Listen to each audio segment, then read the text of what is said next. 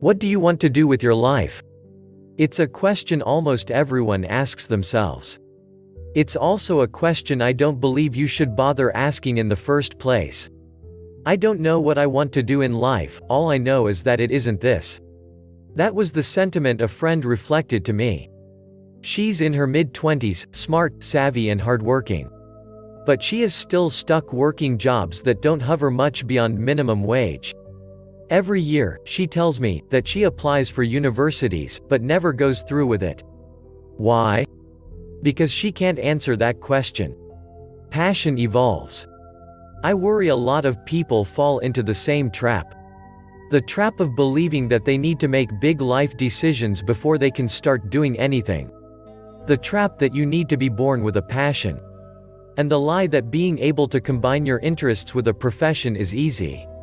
When people ask me what I'm going to be doing in 5 or 10 years, I usually tell them I'm going to be an entrepreneur. Oh. What's your business going to be? I have reason to believe this internet business could be it. Between revenues and freelance work, I'm expecting to make about $10,000 this year. A concentrated effort for the next 4 or 5 years could definitely make this a livable income. Interest to income isn't a straight path. 80% of new businesses fail in the first 5 years. But more interesting is that of the 20% that succeeded, most didn't do so in the way they had expected to. Before setting up his immensely popular website, Steve Pavlina believed he would make most his revenue through products and workshops. But close to 5 years later, he makes all of it from advertising and affiliate sales. A revenue prospect he downplayed when making his business plan. 4 steps to evolving a passion and making it work.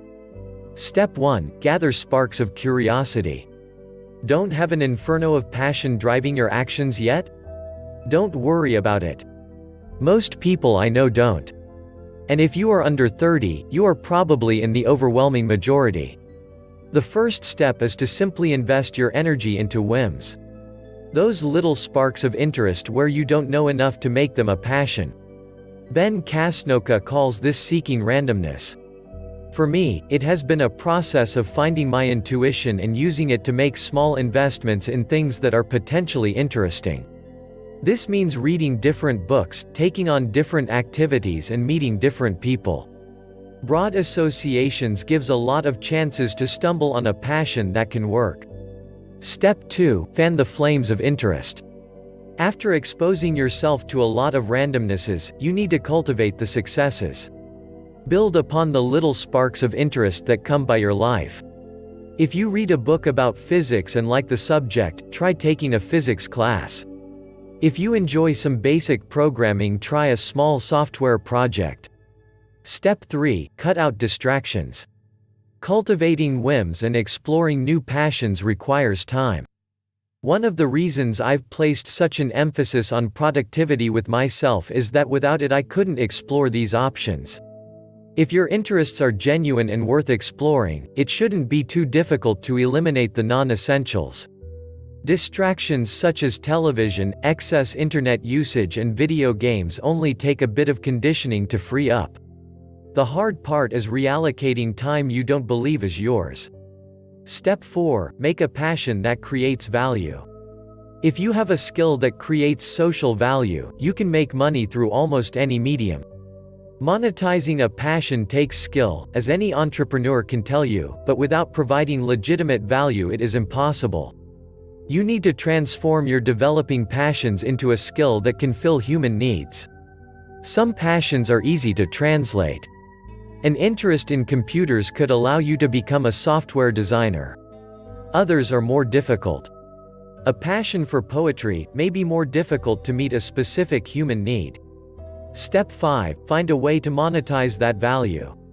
Once you have the ability to create social value, you need to turn that into a repeatable process for gaining income. This could be in the form of a job.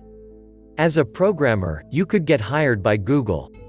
Or, it could lead to becoming a freelancer or an entrepreneur. Monetizing value isn't easy.